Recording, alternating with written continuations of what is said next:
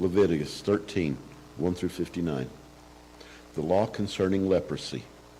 And the Lord spoke to Moses and Aaron, saying, when a man has on the skin of his body a swelling, a scab, or a bright spot, and it becomes on the skin of his body like a leprous sore, then he shall be brought to Aaron the priest, or to one of his sons the priests. The priest shall examine the sore on the skin of the body, and if the hair on the sore has turned white, and if the sore appears to be deeper than the skin of his body, it is a leprous sore. Then the priest shall examine him and pronounce him unclean. But if the bright spot is white on the skin of his body and does not appear to be deeper than the skin, if its hair has not turned white, then the priest shall isolate the one who has the sore 7 days. And the priest shall examine him on the seventh day, and indeed, if the sore appears to be as it was, and the sore was not spread on the skin, then the priest shall isolate him another 7 days. Then the priest shall examine him again on the seventh day, and indeed, if the sore has faded, and the sore has not spread on the skin, then the priest shall pronounce him clean. It is only a scab, and he shall wash his clothes and be clean. But if the scab should be at all spread over his skin, after he has been seen by the priest for his cleansing, he shall be seen by the priest again. And if the priest sees that the scab is indeed spread on the skin, then the priest shall pronounce him unclean. It is leprosy. When the leprous sore is on a person, then he shall be brought to the priest. And the priest shall examine him, and indeed, if the swelling on the skin is white, and it has turned the hair white, and there is a spot of raw flesh in the swelling, it is an old leprosy on the skin of his body. The priest shall pronounce him unclean, and shall not isolate him, for he is unclean. And if leprosy breaks out all over the skin, and the leprosy covers all the skin of the one who has the sore, from his head to his foot, wherever the priest looks, then the priest shall consider, and indeed, if the leprosy has covered all his body, he shall pronounce him clean who has the sore. It has all turned white, he is clean. But when the raw flesh appears on him, he shall be unclean. And the priest shall examine the raw flesh and pronounce him to be unclean. For the raw flesh is unclean, it is leprosy. For if the raw flesh changes and turns white again, he shall come to the priest, and the priest shall examine him. And indeed, if the sore has turned white, then the priest shall pronounce him clean who has the sore. He is clean.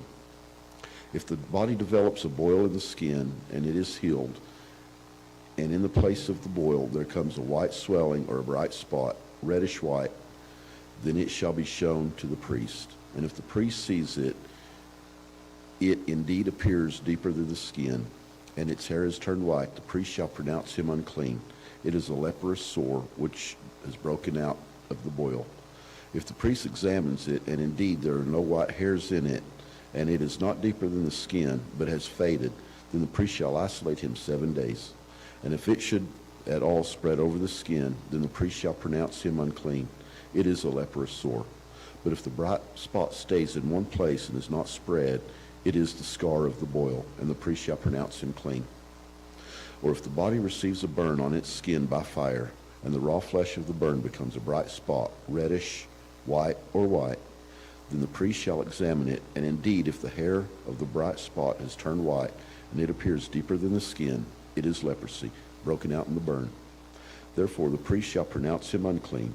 It is a leprous sore.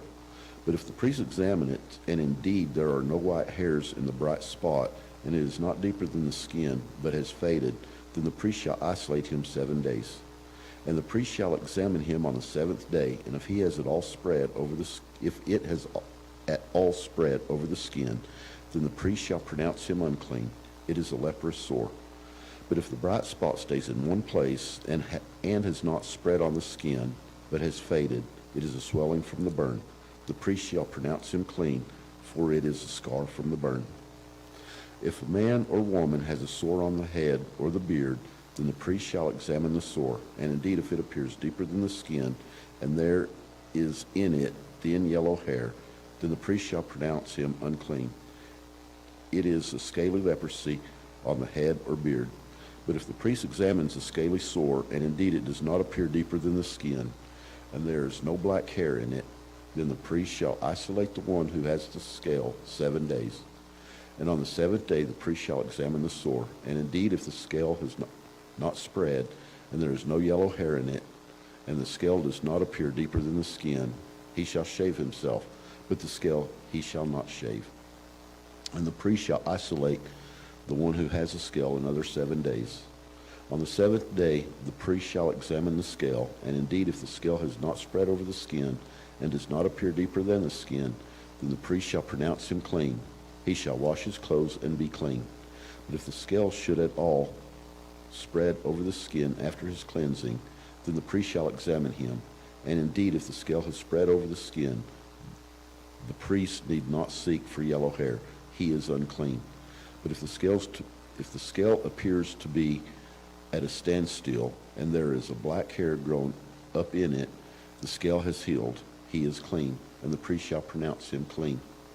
If a man or a woman has a bright spot on the skin of the body, specifically white bright spots, then the priest shall look, and indeed, if the bright spots on the skin of the body are dull white, it is a white spot that grows on the skin. He is clean. As for a man whose hair has fallen from his head, he is bald, but he is clean. He whose hair has fallen from his forehead, he is bald on his forehead, but he is clean. And if there is on the bald head or bald forehead a reddish white sore, it is a leprosy breaking out on his bald head and his bald forehead. Then the priest shall examine it. Indeed, if the swelling of the sore is reddish white on his bald head or on his bald forehead, as the appearance of leprosy on the skin of the body, he is a leprous man. He is unclean. The priest shall surely pronounce him unclean. His sore is on his head. Now the leper on whom the sore is, his clothes shall be torn, and his head bare, and he shall cover his mustache and cry, Unclean, unclean. He shall be unclean. All the days he has the sore, he shall be unclean. He is unclean, for he shall dwell alone. His dwelling shall be outside the camp. The law concerning leprous garments. Also, if a garment has a leprous plague in it, whether it is woolen garment or linen garment, whether it is in the warp or woof, or linen or wool, whether in the leather or in anything made of leather, and if the plague is greenish or reddish in the garment or in the leather, whether in the warp or in the woof, or in anything made of leather, it is a leprous plague, and shall be shown to the priest. The priest shall examine the plague and isolate that which has the plague 7 days, and he shall examine the plague on the seventh day. If the plague has spread in the garment, either in the warp or in the woof, in the leather or in anything made of leather, the plague is an act of leprosy. It is unclean. He shall therefore burn the garment in which is the plague, whether warp or woof, in wool or in linen, or anything of leather, for it is an act of leprosy. The garment shall be burnt in the fire. But if the priest examines it, and indeed the plague has not spread in the garment, either in the warp or in the woof, or in anything made of leather, then the priest shall command that they wash the thing in which is the plague, and he shall isolate it another 7 days. Then the priest shall examine the plague after it has been washed, and indeed, if the plague has not changed its color, though the plague has not spread, it is unclean, and you shall burn it in the fire. It continues eating away, whether the damage is outside or inside. If the priest examines it, and indeed the plague has faded after washing it, then he shall tear it out of the garment, whether out of the warp or out of the woof, or out of the leather. But if it appears again in the garment, either in the warp or in the woof, or in anything made of leather, it is a spreading plague.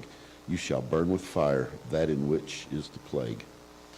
And if you wash the garment, either warp or woof, or whether it is made of leather, if the plague has disappeared from it, then it shall be washed a second time, and shall be clean.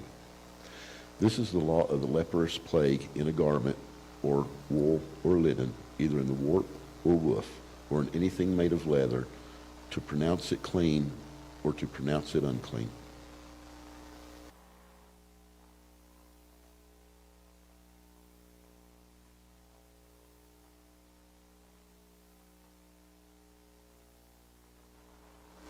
Mark 6, 1 through 29. Jesus rejected at Nazareth. Then he went out from there and came to his own country, and his disciples followed him. And when the Sabbath had come, he began to teach in the synagogues. And many hearing him were astonished, saying, Where did this man get these things?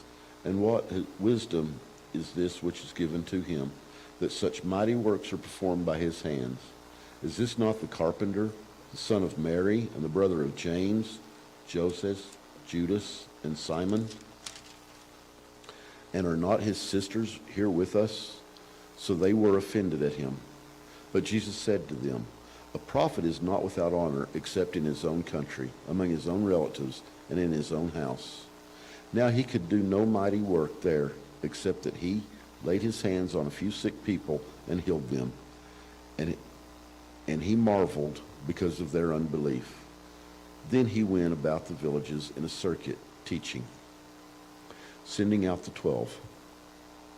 And he called the 12 to himself and began to send them out 2 by 2 and gave them power over unclean spirits.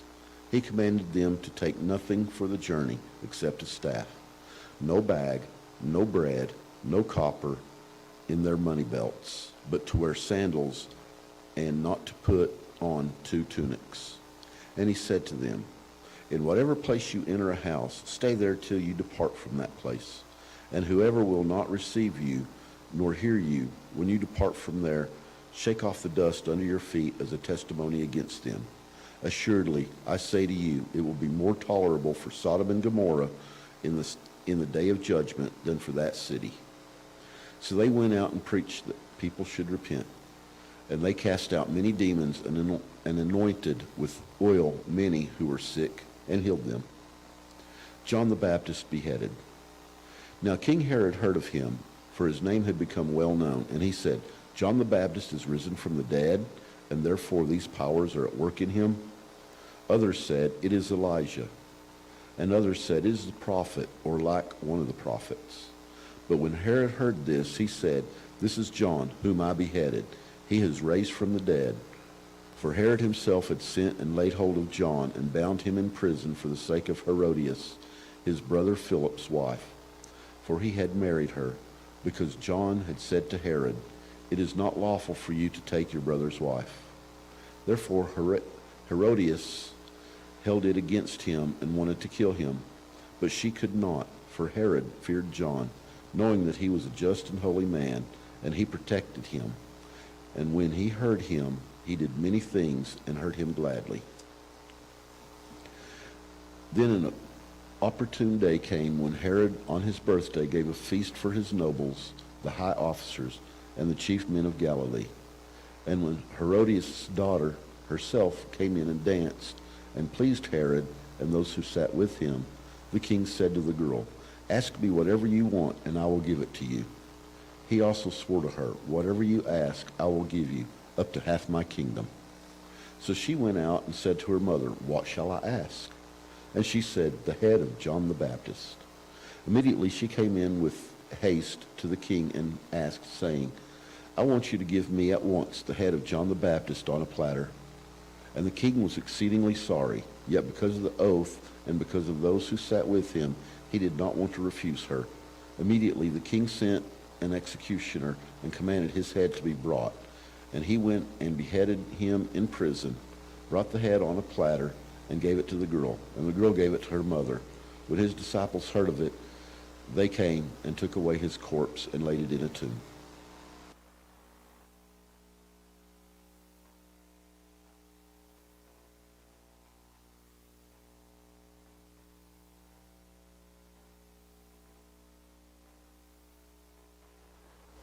Psalm 39, 1 through 13. Prayer for wisdom and forgiveness to the chief musician, to Jeduthun, the Psalm of David.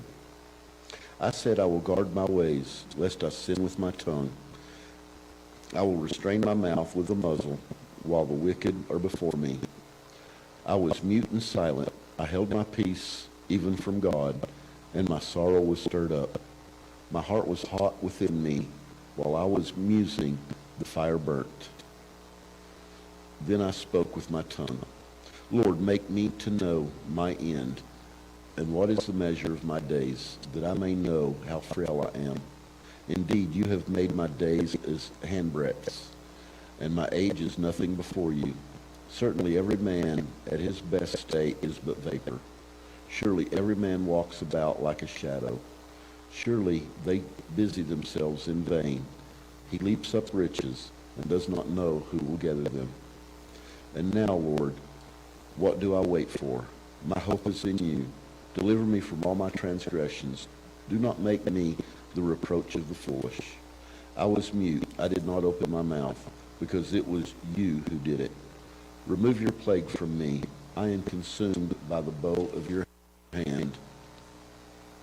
When with rebukes you correct man for iniquity, you make his beauty melt away like a moth. Surely every man is vapor. Hear my prayer, O Lord, and give ear to my cry. Do not be silent at my tears, for I am a stranger with you, a sojourner as all my fathers were. Remove your gaze from me, that I may regain strength before I go away and am no more.